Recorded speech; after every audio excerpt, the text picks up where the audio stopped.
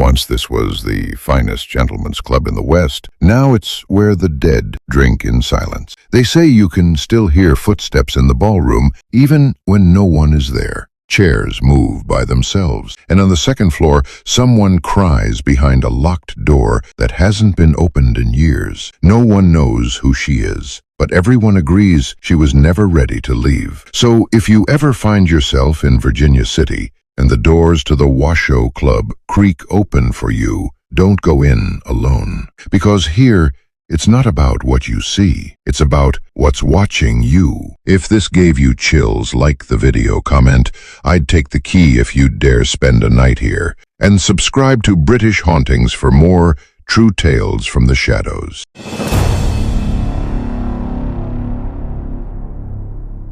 Nathan receives a cryptic email from an anonymous sender with coordinates to a real ghost town in Nevada, not listed on any map. He travels into the desert alone, documenting his journey. As he nears the town, GPS fails and strange interference begins on his camera. Nathan finds the town frozen in time. Houses still filled with belongings, dusty but untouched. Locals speak of the ones who stayed, but no one is around. Nathan explores the old mine shaft. His drone captures audio of what sounds like distant screaming underground. He begins hearing voices, seeing shadows, and dreams of miners being buried alive. Something seems to watch him from the edge of town. He discovers a leather-bound journal from 1886 hidden in the sheriff's station. It details a cult-like ritual and a sealed cavern below the mine. A violent desert storm traps Nathan in the town. Doors slam on their own.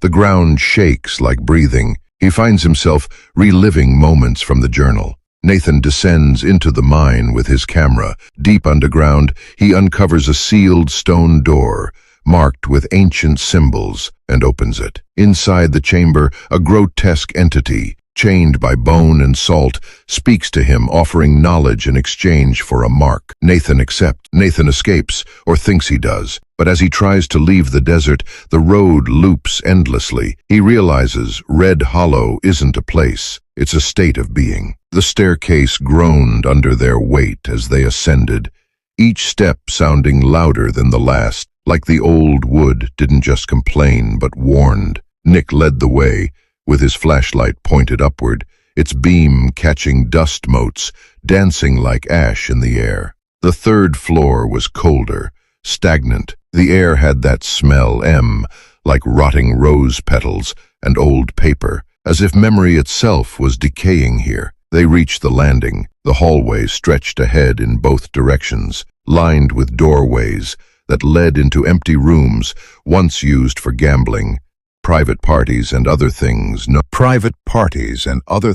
one spoke about anymore. Erica hesitated. "This is where Margaret was found, right? In one of the rooms on the left, room 7. Jules said, "Back corner." They said the door was locked from the inside. No signs of anyone else entering. Devon scanned with the thermal cam. No signatures yet. Nick clicked on his mic. "Starting EVP session. 3rd floor, 10:47 p.m. He stepped into the hallway, voice calm and steady. "If there's anyone here with us, can you make a sound? Do you remember what happened to Margaret?" Room 7 was colder than the rest. The wallpaper peeled like old skin, and in the corner sat a cracked mirror, tall and dust-covered. Nick walked up to it and wiped it with his sleeve. His own reflection stared back, tired and anxious. And then a second reflection, just over his shoulder. He spun around. Nothing. Erica stepped inside with a small spirit box. Static hissed out, chaotic and senseless, until a single word punched through. Devon cursed under his breath. That was clear. That was real. Erica turned pale. She looked toward the mirror.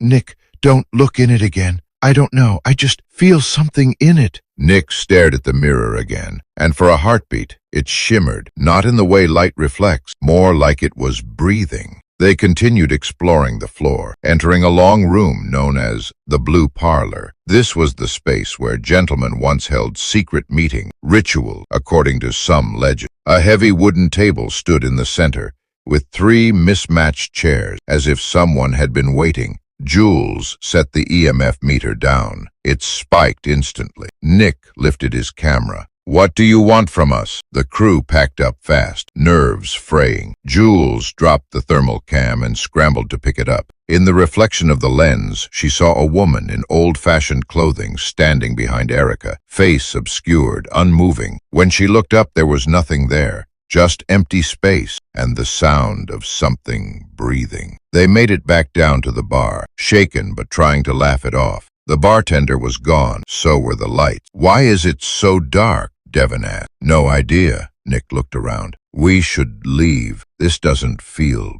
The scream cut through the silence like a blade. "Erica!" Nick sprinted up the stairs, nearly tripping over himself, heart hammering like it was trying to escape his chest. Jules and Devon followed, barely keeping up. The 3rd floor was darker now, impossibly dark, as if something had snuffed out, not just... Nick rammed his shoulder into the door. Once, twice on the 3rd try, it burst open. The room was empty, completely empty. The mirror was still there, cracked, worse now, spiderweb like something had tried to claw through it from the inside. The wallpaper had peeled even further, revealing writing beneath faint etchings in what looked disturbingly like dried blood. Devon stepped in slowly, his light panning across the wall. Jules whispered, "What does that say?" Nick leaned in. The words were faded but still legible. "She belongs to the club now." They backed out fast, hearts racing. "She's not in here," Nick said, half panicked, half in denial. "She has to be." Then the mirror changed, not a reflection, a scene. Erica, standing motionless in the blue parlor,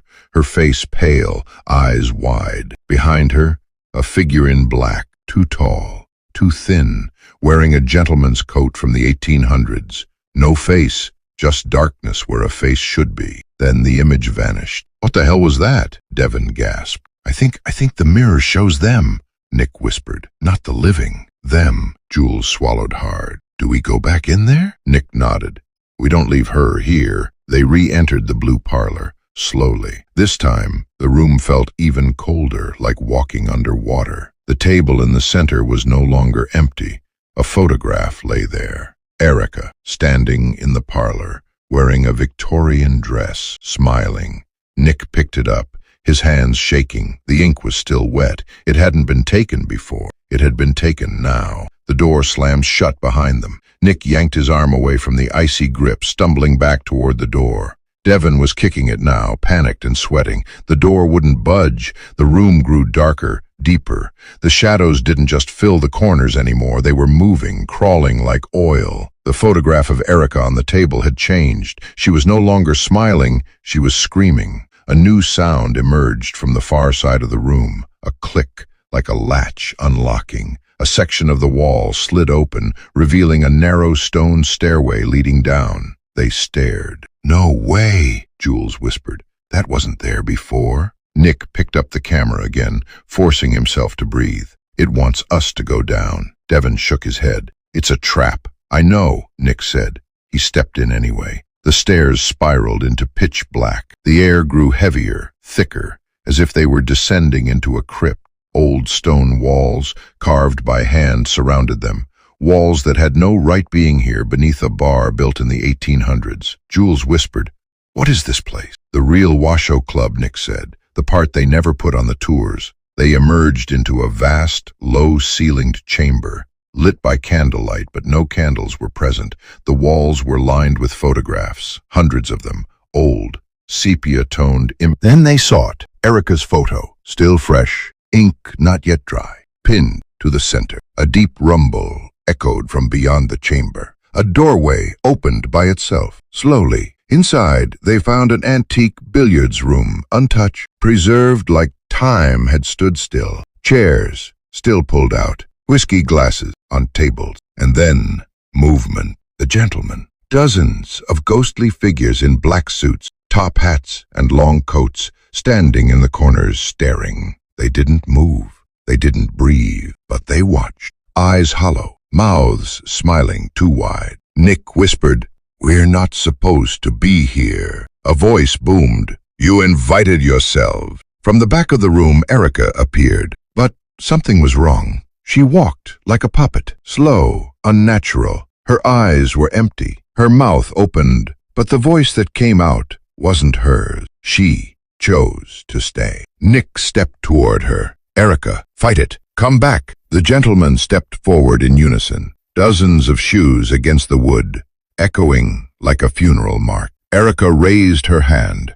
The door behind them slammed shut. Then came the wind. A cyclone of whispering voices filled the chamber. The photos on the wall fluttered. The candles burned black. The spirits circled the room, and in the center, Erica dropped to her knees. Jules lunged forward and pulled her up, shaking her. "Erica, snap out of it." Erica's eyes rolled back. Her mouth opened wide, and from deep inside her chest came a second voice. "She is no longer yours to save." Nick raised the mirror they'd taken from room 7. "Let her go," he shouted, "or I'll show you yourselves." The spirits froze. The mirror reflected nothing but shadows, until the faces of the gentlemen began to twist and convulse. One by one, they let out horrible, guttural wails as their faces melted in the reflection. Erica collapsed. The room exploded into howling wind and shrieking souls as the walls cracked and the lights blew out. Everything went black. They woke up in the main bar, all three of them. Nick, Jules, and Devon lay on the wooden floor gasping for breath. It was morning. Sunlight poured in through the old windows. The building was quiet, and so was the mirror. As they stumbled out onto the wooden boardwalk of Virginia City, locals passed them like nothing had happened. The bartender stood across the street nodding politely as if they'd just stopped in for a beer the night before. Nick looked. Jules and Devon had gone silent. Jules had flown back to LA, claiming she was done with ghost hunts forever. Devon hadn't responded to a single call. Nick didn't blame them. He hadn't slept since they left. Every night, the same dream. The mirror. The gentleman in black, Erica standing behind him, whispering, "You should have left me." That morning, a package arrived. No return address, no postage stamp, just his name on the front. Nicholas Brewer, handwritten in fine antique calligraphy. He opened it slowly. Inside was a photograph, black and white, sepia-toned, just like the others. He dropped it the moment he saw it. It was him, Nick, standing in the blue parlor, in the same Victorian suit the gentleman wore. Below the photo, written in red ink, "Inducted into the Order of the Eternal Gentleman, welcome." He turned the photo over, scratched faintly into the back. "Midnight, June 13th, return, or we'll come to you." He looked at the clock. June 13th, 11:49 p.m. A knock came at the door, soft, rhythmic, like someone with gloved fingers. He didn't answer. The mirror above his fireplace began to fog. Letters appeared, one at a time. "You are already inside." 2 weeks later, a small bar in Carson City. The bartender noticed a stranger sitting in the corner booth. Tall, pale, silent. Wearing a top hat, he nursed a single glass of whiskey untouched. Every now and then he'd take out an old camera, point it at the door, snap a photo, smile faintly.